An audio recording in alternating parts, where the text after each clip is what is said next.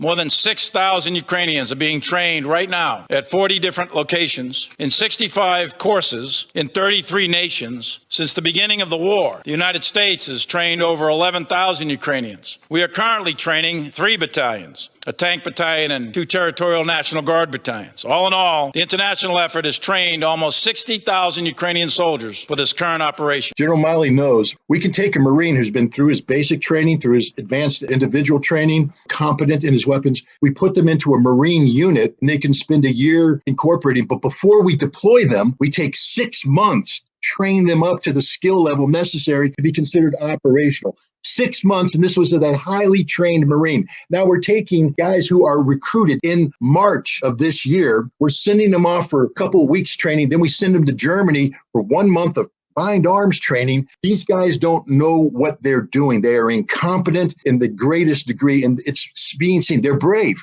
Let's never, ever pretend that the Ukrainian soldiers aren't brave or determined. They're trying to do something they simply can't do. Combined arms warfare is extraordinarily difficult.